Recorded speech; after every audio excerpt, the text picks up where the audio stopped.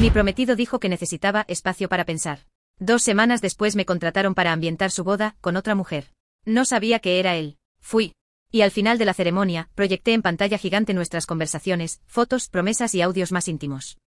Me llamo Rebeca, tengo 34 años y soy diseñadora de experiencias para eventos. Básicamente, si alguna vez fuiste a una boda donde todo estaba perfectamente ambientado, luces, pantallas, música envolvente y proyecciones sincronizadas con los votos, lo más probable es que haya sido yo o alguien como yo quien lo diseñó. No es glamoroso como suena, es estresante, técnico y emocionalmente agotador. Pero a mí me encantaba. En parte porque lo compartía con mi pareja de entonces, Alejandro, 36 años, gerente de marketing, extrovertido, encantador, de esos tipos que todos admiran en las fiestas porque siempre sabe qué decir. Llevábamos 5 años juntos, vivíamos en un departamento que compartíamos desde hacía 3, hablábamos de casarnos a fin de año, y entre proyectos compartidos habíamos hecho varias bodas juntos, él desde la estrategia comercial, yo desde la producción emocional. No teníamos secretos, o eso creía yo. Un martes cualquiera, después de un evento pequeño, me dice que necesita espacio para pensar. Así, sin drama. Lo dijo mientras se preparaba café, como si pidiera un Uber. No fue después de una pelea, ni tras una conversación complicada.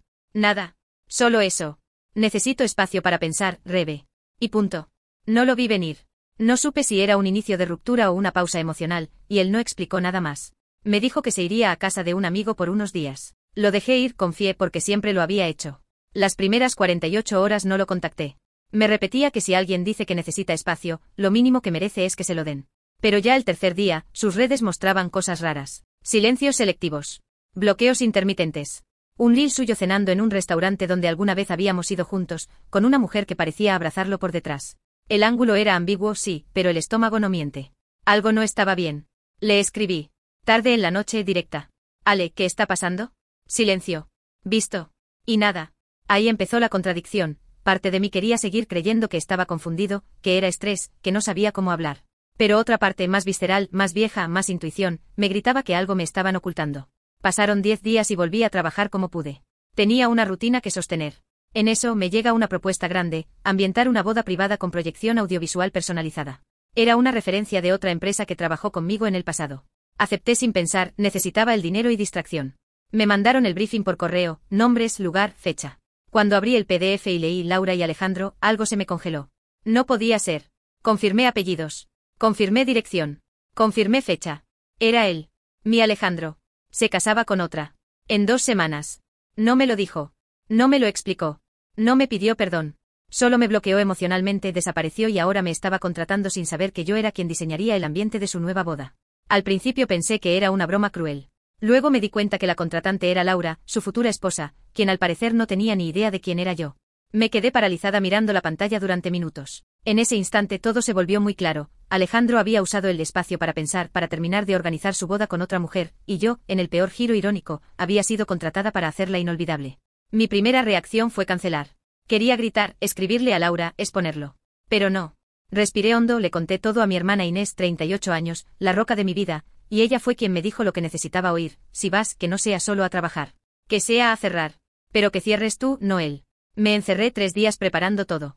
Llevé a mi técnico de confianza, Nicolás, 31, experto en audiovisuales. No le conté el contexto al principio, solo le dije, vamos a diseñar una experiencia que no se olvide jamás. Él se rió como siempre. No sabía que era literalmente eso. Organicé todo, luces, pantalla central, proyector.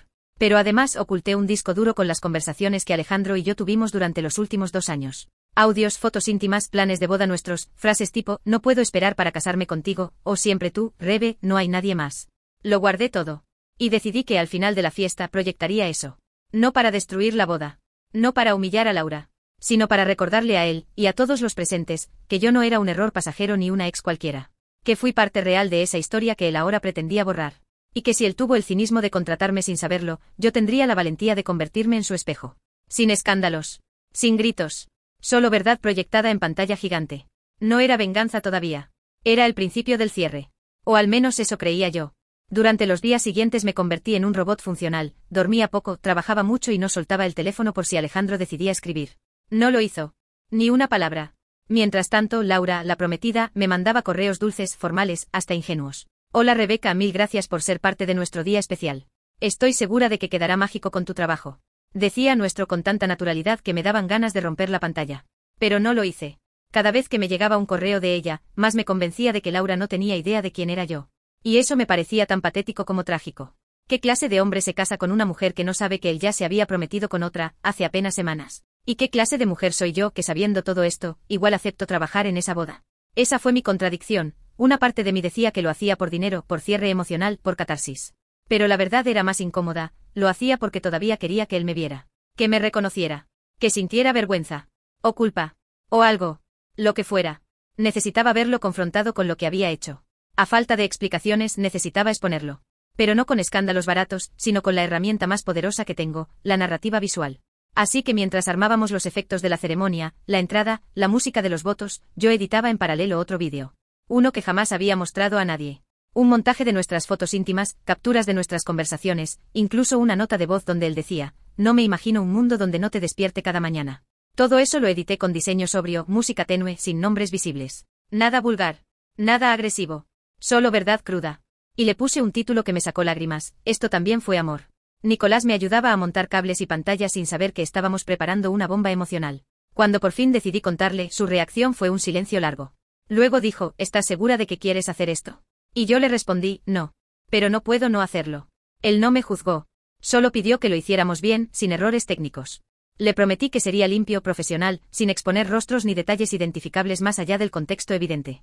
Nos pusimos de acuerdo, el vídeo oculto se proyectaría justo después del vals, cuando se apagaran las luces para el resumen romántico de la pareja. Yo tendría acceso a la consola, y en lugar del vídeo oficial, pondría el mío. 5 minutos. Solo 5. Pero serían suficientes. El día del evento llegó. Era una hacienda en las afueras, de esas con jardines amplios, luces colgantes y caminos empedrados. Llegamos temprano para montar todo. Laura apareció radiante, amable, de esas novias que saludan a todo el equipo como si fueran parte de la familia. Me abrazó. Me abrazó. Y ahí sentí un nudo en el estómago como nunca. Pensé en advertirle, en decirle algo, en abrirle los ojos. Pero no lo hice. Porque en el fondo no quería salvarla. Quería que supiera cómo se siente ser traicionada. Cómo me sentí yo. Alejandro llegó una hora más tarde, impecable, con el mismo perfume que usaba conmigo. Nos cruzamos en el patio, frente al arco floral. Él me miró como si viera un fantasma. Literalmente se le congeló la sonrisa. Se acercó lento, dudando, y dijo, Rebeca. Le respondí con la misma voz neutra con la que saludo a cualquier cliente, Alejandro. Qué gusto verte. Felicitaciones. El tono le descolocó. Me pidió hablar a solas. Dije que no. Le recordé que estaba trabajando. Quiso insistir, pero Laura apareció para tomarse unas fotos y él se fue con ella, fingiendo que no había pasado nada. Pero lo vi, sudaba. Su cuello rojo, sus gestos tensos. Me conocía lo suficiente como para saber que algo estaba por pasar. La ceremonia fue perfecta. Luces suaves, música romántica, palabras vacías que todos aplauden. El beso, los pétalos, los brindis. Yo capturaba todo como una máquina, encuadres perfectos, planos soñados, todo según protocolo. Nadie notaba que la mujer detrás del espectáculo estaba a punto de reventar emocionalmente. Después del banquete, llegó el momento de la proyección. El vals terminó. Se apagaron las luces. Todos esperaban ver un vídeo tierno de los novios, su historia, su cómo se conocieron. Pero no. Apareció una pantalla negra, y en letras blancas sencillas se leyó, esto también fue amor. El silencio fue inmediato. Lo siguiente fue una secuencia de textos tipo chat. Te extraño cuando no estás, eres mi casa, no puedo esperar para casarnos el próximo año, seguido de una imagen borrosa de 2 manos entrelazadas en una cama. Murmullos. ¿Alguien dijo qué es esto? Vi a Laura girarse confundida. Alejandro se puso de pie. El vídeo siguió, audios donde él decía, Rebe, te amo, no puedo dormir sin vos. Imágenes nuestras en París, en la playa, en nuestra sala abrazados. Todo editado con respeto. Nada explícito. Pero era obvio. Alejandro comenzó a caminar hacia la consola. Laura lo detuvo. Le gritó algo que no escuché. Él intentó hablar, pero la música bajó y el último texto apareció, el amor no desaparece, solo cambia de pantalla. Corté el vídeo ahí. Luces encendidas. Silencio absoluto. Todos mirando a Alejandro. Nadie decía nada. Yo no me moví. Estaba al fondo, detrás de los técnicos. Laura caminó hacia mí temblando. Me miró directo a los ojos. ¿Eras tú? Solo asentí. No dije nada más. Ella se fue. Alejandro me miró con furia, vergüenza, miedo. Pero tampoco dijo nada. La historia había hablado sola. El bloque termina ahí. Todo el salón en shock. Y yo por primera vez en semanas sin miedo. Solo con verdad. Lo primero que pensé cuando terminó el vídeo fue que tal vez me desmayaría. No por el escándalo, no por el miedo a las consecuencias, sino porque había contenido la respiración todo el maldito tiempo. Solté el aire y me temblaron las manos. Me quedé quieta sin moverme como si cualquier gesto pudiera desatar un caos mayor. Pero no hubo caos. Solo silencio. Ese silencio denso, lleno de electricidad, como si todos los presentes estuvieran esperando una reacción que no llegaba. Laura desapareció entre la multitud, escoltada por una amiga que la cubría con un saco. Alejandro se quedó parado en medio del salón, tieso como una estatua rota. Lo vi mirar a todos, buscando una cara que le devolviera algo de control, pero nadie lo miraba a los ojos. La gente lo evitaba. Yo no dije nada. Solo me quedé de pie junto a Nicolás, que ahora sí entendía la dimensión exacta de lo que habíamos hecho. Me miró con esa mezcla de respeto y temor que uno le tiene a quien acaba de saltar sin red. ¿Y ahora qué hacemos?, me susurró. Le dije, guarda los equipos. Tranquilo. Todo está en orden. Y era cierto. Técnicamente todo salió perfecto. Legalmente todo era material privado compartido sin identificar rostros. Emocionalmente eso era otro tema. Cuando me acerqué a la mesa de control para guardar mi laptop, Alejandro apareció frente a mí. Tenía los ojos vidriosos, los dientes apretados, la mandíbula rígida. ¿Cómo pudiste hacerme esto?, me dijo bajito, como si tuviera miedo de que alguien más lo oyera. Lo miré fijo. Y por primera vez desde que todo esto empezó, sentí algo que no era dolor ni rabia, era asco. Le respondí sin levantar la voz, ¿cómo pudiste vos invitarme a tu boda sin darte cuenta? ¿Cómo pensabas esconder todo esto? ¿Ibas a seguir haciéndole lo mismo a ella que a mí? Alejandro no respondió. Solo me miró como si yo fuera una pesadilla que se había hecho carne. Se notaba que no tenía un solo argumento. Y eso fue lo peor para él, no poder justificarse. Volvió a repetir, esto es una locura, como si repetirlo cambiara algo. Yo, en cambio, sentí algo parecido a la paz. No porque hubiera ganado, no era una competencia. Sino porque había recuperado la narrativa de lo que me pasó. De pronto sentí una mano en el hombro. Era Inés, mi hermana. Había llegado sin avisar. Nicolás la había llamado, preocupado. Me abrazó fuerte y me dijo al oído, ya está, Rebe. Ya lo soltaste. Y tenía razón. No sabía si Alejandro iba a correr detrás de Laura, si iban a cancelar la boda, si los invitados hablarían de mí durante meses. Solo sabía que yo ya no estaba atrapada en ese ciclo de silencio, de preguntas sin respuesta, de culpa injusta. Lo enfrenté. Lo hice con elegancia, sin violencia, sin insultos. Solo con la verdad. Y ahora podía irme. Guardamos todo. Nicolás me ayudó a cargar los equipos en el auto. Mientras tanto vi a varios invitados irse en silencio, sin despedirse. Algunos se acercaban a Alejandro, le daban una palmada en la espalda, le susurraban algo y se iban. Otros solo lo esquivaban. Nadie se atrevía a hablar conmigo. Ni falta que hacía. En el camino de salida, Laura apareció de nuevo. Ya no tenía el vestido puesto. Llevaba ropa de calle, el rostro descompuesto pero sin lágrimas. Se plantó frente a mí y me dijo firme, gracias por mostrarme lo que él escondía. Me ahorraste años. Yo no supe qué decirle. La miré, bajé la cabeza y le susurré, lo siento por ti. No lo hice por venganza. Lo hice por mí. Ella asintió. Se dio la vuelta y se fue. Nunca más la volví a ver. Alejandro, en cambio, se quedó en el salón, solo, rodeado de platos vacíos, flores marchitas y luces que ya nadie admiraba. Mientras me alejaba manejando por la carretera, sentí algo que no esperaba, alivio. Como si al fin me hubiera quitado un tumor emocional que me había estado drenando por años. Inés y Nicolás iban en el auto detrás. Quedamos en pasar la noche en el hotel y hablar todo al día siguiente.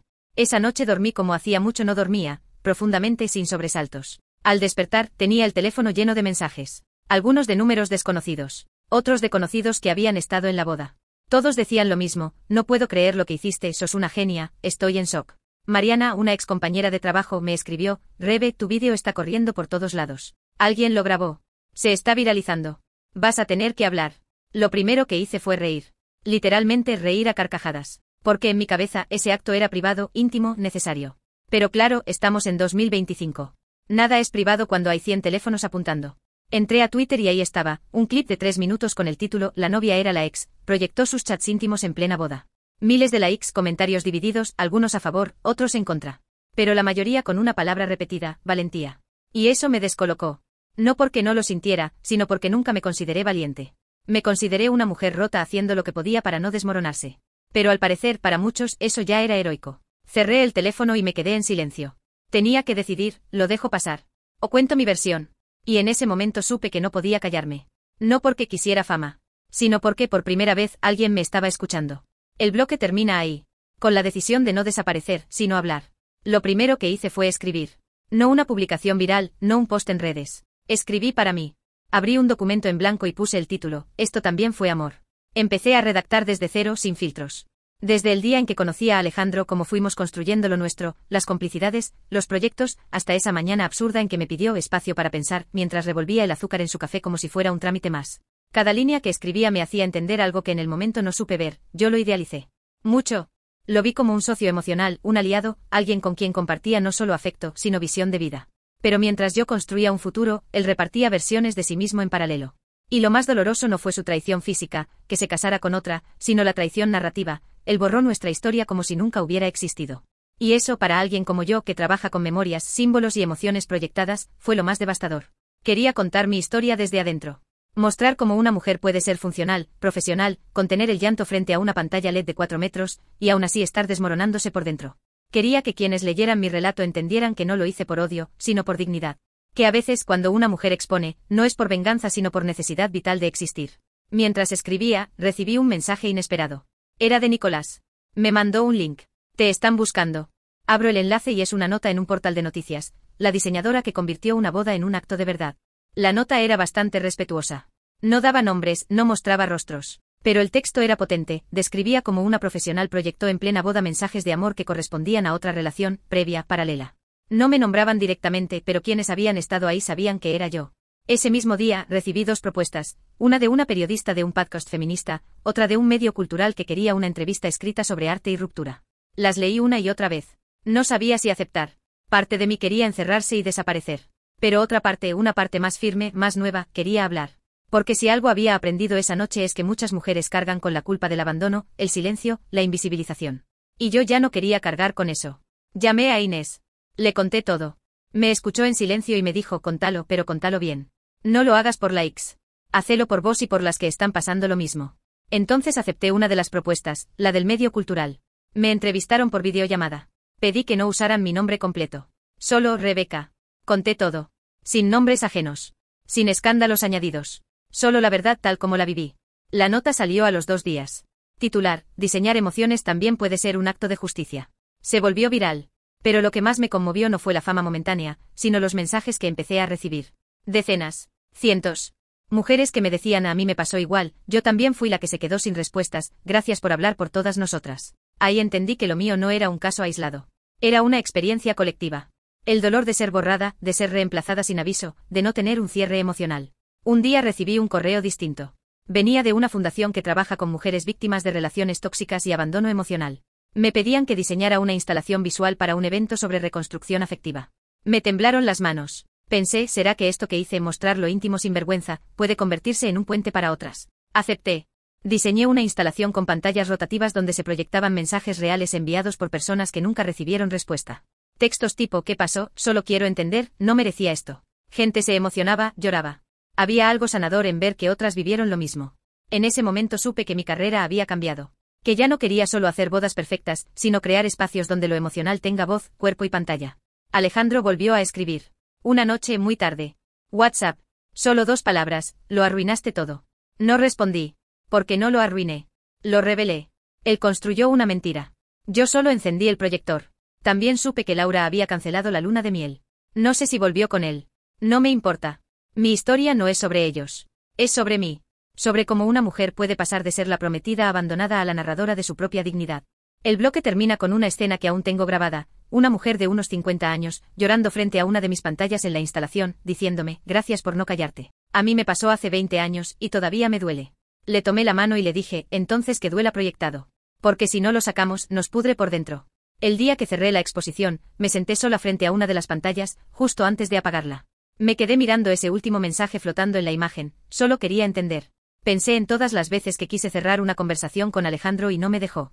En los vacíos, en los puntos suspensivos, en los mensajes leídos y nunca respondidos. Y pensé: esta instalación, este espacio fue mi respuesta. No para él. Para mí. Porque entender no siempre significa obtener explicaciones. A veces entender es aceptar que la persona que tenías al lado nunca fue quien decía ser. Ese día recibí una llamada que no esperaba, era Nicolás. Me dijo que tenía algo que contarme. Nos encontramos en una cafetería del centro. Lo vi entrar con esa cara tensa que uno tiene cuando va a decir algo que sabe que va a doler. Se sentó y me dijo sin rodeos: Alejandro intentó hablar conmigo. Me escribió por LinkedIn. Quería saber si tenías más material, si ibas a seguir exponiendo cosas. Estaba nervioso. Me ofreció trabajo. O dinero, no lo sé. Yo lo bloqueé. Me quedé helada. Por un segundo pensé que Alejandro todavía no entendía nada. Que seguía creyendo que todo esto era una amenaza, una forma de extorsión o venganza. Y me dio pena. Porque no comprendía que ya no se trataba de él. Que su presencia en mi historia era solo el disparador. Mi proyecto había mutado. Ahora se trataba de reconstrucción. De dignidad. Demostrar que lo no dicho también tiene derecho a ocupar espacio. Agradecí a Nicolás por contarme. Me prometió que jamás revelaría nada sin mi consentimiento. Le creí. Él había sido un testigo silencioso de todo esto, y de alguna forma, también parte de la catarsis. Esa noche en casa abrí una carpeta que llevaba meses sin tocar, Proyecto Boda Nuestra. Era el diseño que Alejandro y yo habíamos empezado cuando pensábamos casarnos. Lo abrí. Vi los bocetos, los colores, las notas de voz donde discutíamos sobre iluminación, las referencias de películas románticas que queríamos emular. Me reí. Literalmente me reí. Porque ahí estaba todo lo que fuimos. Y ya no dolía. No como antes. Cerré la carpeta y la moví a una nueva ubicación, archivo cerrado. Fue simbólico. Como decir, esto existió pero ya no ocupa el centro. Esa semana me contactó una productora audiovisual. Habían visto mi exposición y querían hablar de un posible documental. Al principio dudé. ¿Mostrar más? ¿Exponerme otra vez? Pero luego pensé, si no lo cuento yo, alguien más lo hará desde el morbo. Y yo no quiero morbo. Quiero contexto. Quiero profundidad. Nos reunimos. Les conté mi historia sin adornos. Me escucharon con respeto. Me dijeron que querían hacer algo serio. Algo que sirviera. Que tocara a otras personas que han vivido silencios parecidos. Acepté. El documental se llamará Pantallas Rotas. Empezamos a grabar el mes que viene. Me siento nerviosa, pero también lista. Mientras tanto, sigo trabajando. He recibido más encargos, no solo de bodas, sino de instalaciones emocionales. Una empresa me contrató para diseñar un espacio de despedida para empleados que fueron desvinculados tras 20 años. Otra para crear un túnel de memorias para una familia que perdió a su madre. Mi trabajo ahora es diferente. Más humano. Más real. Y eso, en gran parte, se lo debo al momento más doloroso de mi vida. A esa noche donde pensé que me derrumbaba y, en cambio, empecé a construirme de nuevo. Un día, mientras revisaba una serie de mensajes de gente anónima, me topé con uno que me desarmó. Decía, mi hija vio tu vídeo. Tiene 17. Su papá nos dejó sin explicación. Dice que gracias a vos ahora sabe que su historia importa. Gracias por ponerle palabras a lo que sentimos tantas. Me largué a llorar. Porque nunca imaginé que algo tan personal, tan sucio, tan íntimo pudiera tocar vidas que ni siquiera conozco. Y ahí me di cuenta de algo que me costó aceptar. Alejandro no me rompió. Solo me reveló. Me quitó una máscara. Me dejó desnuda frente al abandono. Pero yo decidí qué hacer con eso. Decidí armar algo con esos restos. Algo que ahora da voz a quienes nunca pudieron contar lo suyo. El bloque termina con una imagen clara, yo parada frente a una pantalla vacía, escribiendo la primera frase del documental. Esto no es una historia de amor. Es una historia de presencia. El día que empezamos las grabaciones del documental, algo se activó en mí. No fue nerviosismo, fue como una especie de temblor interno que me recordó todo lo que había reprimido. Llegué al estudio con el estómago revuelto, como si el cuerpo supiera que iba a volver a lugares mentales que prefería dejar enterrados. Pero no huí. Me senté frente a la cámara y cuando el director dijo cuando quieras, cerré los ojos un segundo y empecé a hablar. No leí nada. No ensayé. Solo hablé. Como si estuviera en la cocina con una amiga. Conté todo desde el principio. Cómo conocí a Alejandro. Cómo fue esa etapa de ilusión donde pensás que encontraste al compañero. Cómo compartimos proyectos, noches sin dormir, cafés en invierno y hasta playlists para cuando trabajábamos desde casa. Cómo empezó a desaparecer de a poco sin que yo lo notara. Cómo me dijo espacio para pensar mientras acariciaba mi espalda y yo, estúpidamente, le creí. Cómo me partió en dos cuando me enteré de su boda. Cómo fui. Cómo proyecté lo nuestro frente a todos. Cómo me convertí en mi propia voz. No lloré. Solo se me quebró la voz una vez cuando mencioné la parte más contradictoria, que todavía había días donde me preguntaba si hice lo correcto. Sí, recibí apoyo. Sí, me liberé. Pero la contradicción persiste. Porque parte de mí no quería ser recordada como la ex que se vengó con un vídeo. Parte de mí quería que la historia terminara bien, en paz, con explicaciones, con despedidas dignas. Pero esa opción no existió. Y entonces elegí otra cosa. Hacerme cargo. Narrarme. Reescribirme. Cuando terminó la grabación, hubo un silencio. El equipo técnico estaba inmóvil. Uno de ellos, un hombre de unos 50 años, se me acercó y me dijo bajito, yo fui Alejandro. Mi ex nunca pudo hablar. Gracias por hacerme entender lo que callé por años. Me paralizó. Porque nunca había pensado en que también podía tocar la conciencia de quienes dañaron. Salí del estudio en silencio con los auriculares puestos. Me fui caminando por la ciudad con una sensación rara, no de liviandad, pero sí de orden interno. Como si las piezas se hubieran encajado. Como si ya no tuviera que cargar con lo que no fue. Esa noche al llegar a casa, me serví una copa de vino, abrí mi computadora y revisé un correo que había ignorado por días. Era de Laura. Sí, Laura. La mujer con la que Alejandro se casaría. El asunto decía simplemente, gracias. El cuerpo del mail era corto, directo, Rebeca. Me costó escribirte. Pasó tiempo. Quería decirte que vi todo. Que entendí todo. Y que aunque me dolió, hoy me siento libre. Gracias por tener el coraje que yo no tuve. Me quedé mirándolo en silencio. No respondí de inmediato. Pero me dejó pensando en algo importante. A veces, cuando expones una verdad incómoda, no sabes a quién estás ayudando. Tal vez a una desconocida, tal vez a tu propia versión futura. Pero hay algo profundamente sanador en decir lo que nadie quiere escuchar. Días después me contactaron para dar una charla en un evento de arte y trauma emocional. Fui. Me subí al escenario con las piernas temblando, pero hablé. Conté cómo el dolor no solo puede volverse arte, sino también comunidad. Porque después de todo esto entendí que lo que más necesitamos cuando sufrimos no es alguien que nos dé respuestas, sino alguien que nos mire y diga, no estás loca. Yo también lo viví. El documental se estrenará en un festival en 2 meses. Ya vi el primer corte. Es crudo. Íntimo. Real. No hay filtros ni poses. Solo historias como la mía, y la de otras personas que también hablaron. Siento orgullo. Y también vértigo. Pero no me escondo más. No tengo nada que ocultar. Alejandro intentó comunicarse otra vez. Me mandó una nota de voz. No la abrí. No me interesa su versión. Porque si quería hablar, lo hubiera hecho antes. Ahora ya no necesito que me expliquen nada. Ahora soy yo la que cuenta. El bloque termina con una escena de cierre simbólica. Estoy sola en el estudio, programando una instalación nueva. En la pantalla aparece un mensaje simple, blanco sobre negro: no siempre tenemos justicia. Pero merecemos memoria. El día del estreno del documental fue una mezcla extraña entre funeral y nacimiento. Llegué al auditorio con Inés, que se había convertido en mi sombra protectora desde que todo estalló. Me sentía expuesta, vulnerable, pero también poderosa. Como si cada parte de mí supiera que esa noche cerraba una etapa. El lugar estaba lleno. No solo de periodistas y curiosos, sino de gente común. Mujeres de todas las edades, parejas, madres con hijas adolescentes. Gente que había visto fragmentos en redes, que había leído los artículos, que quería saber la historia completa. Cuando se apagaron las luces y comenzó la proyección, sentí que el aire se volvía más denso. La primera imagen fue la pantalla negra con la frase: esto también fue amor. Escuché algunos murmullos, vi pañuelos apretados en manos, gente tragando saliva. Y entonces aparecí yo.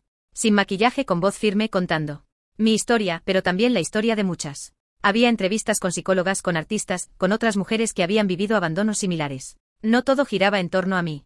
Y eso me encantó. Porque entendí que lo personal se vuelve colectivo cuando lo compartimos con verdad. Cuando terminó la proyección, hubo un silencio largo. Y luego aplausos. No esos aplausos efusivos de película, sino aplausos profundos, lentos, sinceros. De esos que salen del pecho, no de la costumbre. Subí al escenario para la ronda de preguntas. Me temblaban las manos, pero me mantuve firme. La primera mujer que habló tenía unos 60 años. Dijo: me divorcié después de 30 años porque mi marido me cambió por una más joven. Nunca lo conté. Usted me hizo sentir menos invisible. Lloré. En vivo. No pude evitarlo. La abracé. La segunda fue una chica de 18. Mis padres no creen que mi exnovio fue violento. Pero él me gaslighteó durante 1 año. Ver esto me dio coraje para cortar contacto. Otro golpe. Y así, una tras otra, las voces se fueron levantando. Y yo ahí, recibiendo todo. Como si me convirtiera, sin quererlo, en espejo. Al final, alguien me preguntó si me arrepentía. Y dije lo que sentía desde el fondo del alma: no. Porque si no lo hacía, hoy seguiría buscando explicaciones en el lugar equivocado. Hoy ya no necesito respuestas. Me tengo a mí.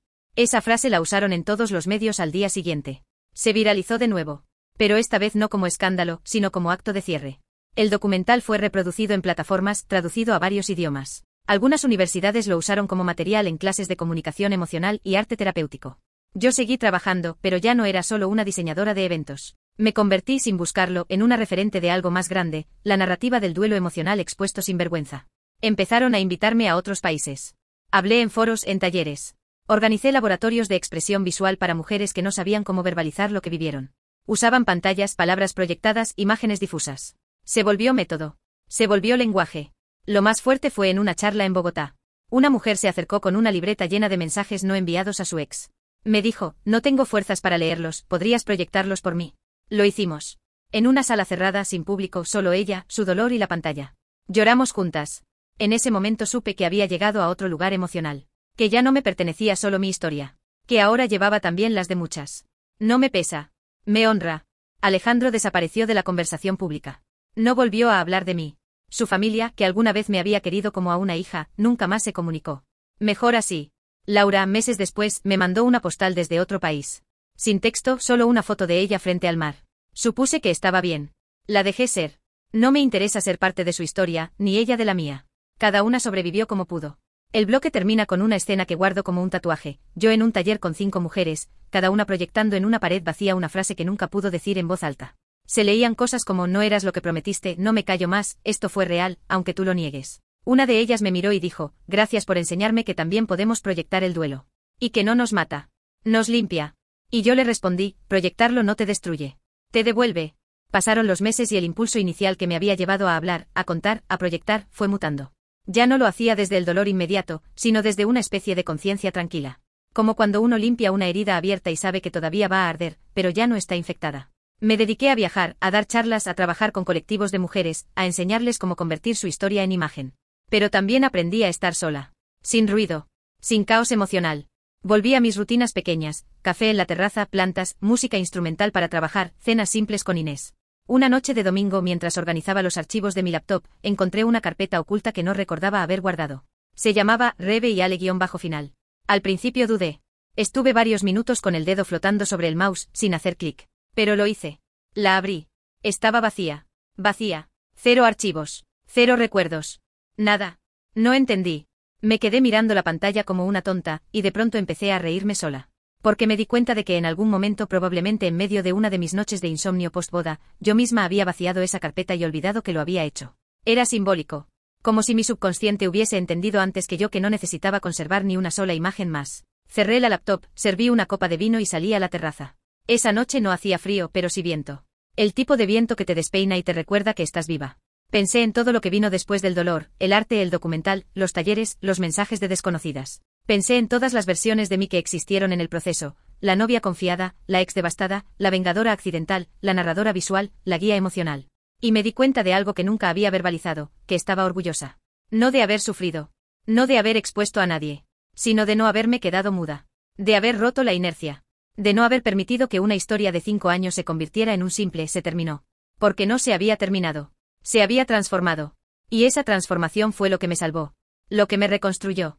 En uno de los talleres, una adolescente me preguntó ¿cómo sabes que ya está, que sanaste? Y yo le respondí con total honestidad, cuando podés mirar todo lo que pasó sin querer volver ni destruir. Y eso me estaba pasando. Miraba hacia atrás y no sentía deseo de regresar ni ganas de arrasar con nada. Solo un silencio limpio. Un vacío sano. Un espacio para crear.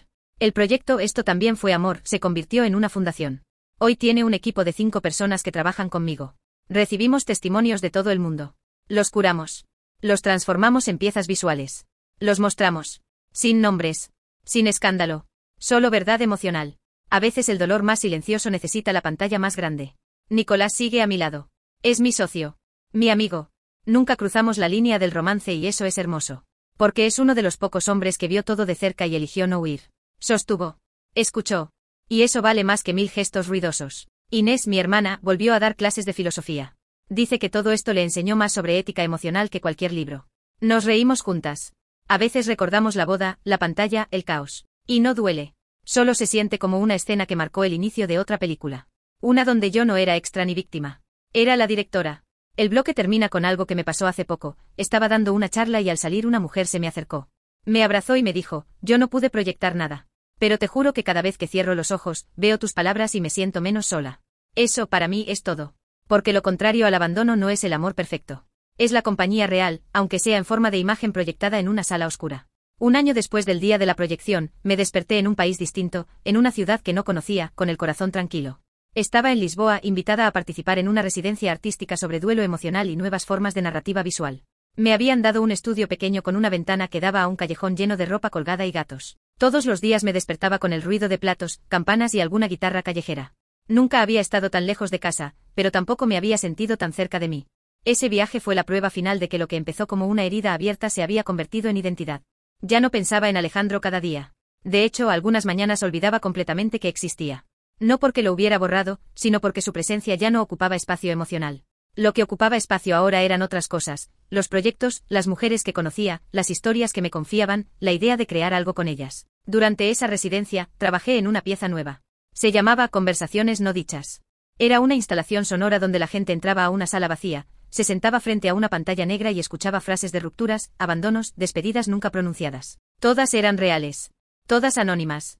Sonaban como susurros, como pensamientos internos que por fin salían a flote. La reacción fue más fuerte de lo que esperaba. La gente salía llorando. Muchos se quedaban en la puerta en silencio, mirando al suelo, como si hubieran tenido una conversación interna con su yo del pasado. Una señora mayor me abrazó y me dijo, no sabía que todavía me dolía. Gracias por sacarlo. Otra vez entendí que el arte no sana por completo, pero acompaña. Contiene. Pone palabras e imágenes donde solo había confusión. En esos días conocí a Elisa, una periodista española que estaba cubriendo el evento. Tenía mi edad, mirada directa, cero tolerancia a la hipocresía. Me entrevistó con una seriedad que pocas veces había visto. Me preguntó cosas que nadie se animaba. ¿Alguna vez tuviste miedo de estar exagerando, de haber sido injusta? Y le dije que sí. Que muchas veces. Que mi mayor contradicción fue no saber si estaba haciendo justicia o solo buscando validación. Y que acepté que probablemente fueran las dos cosas al mismo tiempo. Que lo humano no es limpio ni claro. Que a veces una necesita exponerse para no desaparecer.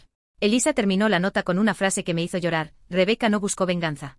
Buscó presencia. Y la encontró proyectando lo que otros quisieron esconder. Esa nota circuló mucho. Me trajo más invitaciones, más charlas. Pero también me trajo algo inesperado, una carta escrita a mano. No tenía remitente pero estaba firmada, L era Laura. Me agradecía otra vez, pero esta vez desde otro lugar. Me contaba que había empezado terapia, que se había mudado sola, que había dejado de perseguir explicaciones imposibles. Me decía, me enseñaste que no tengo que perdonar para sanar. Que a veces basta con entender que yo no fallé. Esa frase me perforó. Porque durante mucho tiempo yo también creí que sanar implicaba perdonar, entender, cerrar con elegancia. Pero no, a veces sanar es simplemente seguir. No quedarse atrapada en la escena. No repetirse el guión. No quedarse esperando un acto final que nunca va a llegar. Esa carta fue como el cierre simbólico de todo. No por lo que ella dijera, sino por lo que me generó paz. Yo no le debía nada. Ella no me debía nada. Pero ambas habíamos sido heridas por el mismo hombre. Y cada una eligió qué hacer con esa herida. El bloque termina con una imagen de Lisboa que no voy a olvidar, yo caminando sola por un mercado antiguo, tomando un café con pastel de nata, escuchando a un guitarrista callejero cantar en portugués. De pronto, sin planearlo, empecé a llorar. Pero era un llanto distinto. No de tristeza. De alivio. De haber llegado viva hasta acá. De estar completa. De saber con certeza que aunque él haya desaparecido, yo me quedé. Y que eso fue suficiente. Volví de Lisboa con otra mirada. No más pesada, ni más ligera. Solo más clara. Entendí que no podía hacer este trabajo si no me daba también momentos de silencio, de pausa, de no tener que cargar siempre con las historias de los demás. Había días donde recibir tantos testimonios me dejaba vacía. Mujeres contándome cosas brutales, abandonos crueles, engaños calculados. Muchas de ellas no querían que las ayudara a sanar, solo que las escuchara. Porque a veces eso es más urgente, ser oída antes que ser reparada. Empecé a poner límites. A decir, no puedo leer esto hoy. A delegar. A dormir. A volver a mí. Me tomé una semana sin atender el teléfono. No abrí redes. Volví al taller. Pinté. Cociné. Me desconecté de la exposición constante. Una noche Nicolás me trajo una propuesta distinta, una empresa de tecnología emocional, sí existen, quería colaborar con nuestra fundación para crear una app de acompañamiento visual para duelos. No de pareja, necesariamente. Duelo en general, muerte, ruptura, ausencia, cambio. La idea era permitir que los usuarios crearan pantallas emocionales, con sus recuerdos y les dieran un cierre simbólico. Me fascinó. Porque entendí que estábamos llevando lo que pasó conmigo a una nueva dimensión, no solo arte sino herramienta. Accesible. Práctica. Propia. Empezamos a desarrollarla. Yo diseñé los templates. Las frases base. Las opciones de música. Pensé en lo que yo hubiera querido tener la noche que Alejandro me dijo que necesitaba espacio. Una pantalla donde poder ponerle nombre a lo que estaba sintiendo sin tener que esperar que él me lo dijera. Esa fue mi guía. Lo que a mí me faltó, ahora ofrecérselo a otras. El proyecto se llamó Lo que no dijimos. En paralelo, el documental seguía circulando. Ganó un premio en Argentina. Otro en Berlín. No fui a las galas. Mandé a Elisa y a Nicolás. Yo no quería más focos. Estaba cansada. No triste, pero cansada. A veces la exposición, incluso cuando es positiva, agota. Te arrastra a ser la versión pública de un proceso que ya viviste y cerraste. Me costaba que la gente me mirara con lástima o admiración. Yo solo quería que me miraran como Rebeca, una mujer que atravesó algo duro y lo convirtió en algo útil. Punto. Una tarde de otoño, mientras regaba las plantas en mi terraza, recibí una visita inesperada. Era Alejandro. En persona. No lo veía desde la boda. Estaba distinto. Más delgado. Más viejo. Más vacío. Me pidió hablar. Dudé. Mucho. Pero acepté. No por él. Por mí. Para comprobar que ya no me dolía. Nos sentamos frente a frente sin escudos. Lo escuché. Me dijo que había intentado rehacer su vida, pero nunca pudo sacarme de la cabeza. Que lo que hice fue brutal, pero justo. Que lo odié seguramente. Le dije que no. Que lo odié un rato, sí. Pero después solo lo entendí como lo que fue, alguien incapaz de asumir las consecuencias de sus actos. No le grité. No lo insulté. No le pedí explicaciones. Solo le dije, fuiste parte de una historia que tuvo un final necesario. No estoy acá para cerrarlo. Ya lo cerré. Estoy acá porque hoy me da igual. Él asintió. No lloró. No insistió. Se fue. Y cuando cerré la puerta, me sorprendí sonriendo. Porque no me temblaba el cuerpo. Porque ya no quedaba nada suyo en mí. El bloque termina con una escena íntima, yo sentada frente a mi computadora, viendo los primeros usuarios de la app dejar mensajes en sus pantallas emocionales. Uno de ellos decía, no me pediste perdón. Pero ya no me lo debo. Y pensé, ahí está. Eso es. Eso somos ahora. La vida, después de todo eso, se volvió otra cosa. No mejor ni más feliz por defecto, pero distinta. Más mía. Aprendí a distinguir los momentos que eran verdaderamente míos de los que solo estaban destinados a llenar el vacío. Empecé a decir que no con más facilidad. A reconocer cuando una historia que me llegaba no me correspondía sostener. Y eso me costó. Porque una vez que te conviertes en símbolo de algo, mucha gente cree que sos un espacio disponible siempre. Pero yo no soy símbolo. Soy persona. Rebeca. Que duerme mal cuando se pasa de café, que se traba explicando ideas, que a veces aún llora viendo vídeos antiguos de su familia. No soy valiente las 24 horas. No soy ejemplo. A veces soy un desastre. Pero soy. Y eso bastaba.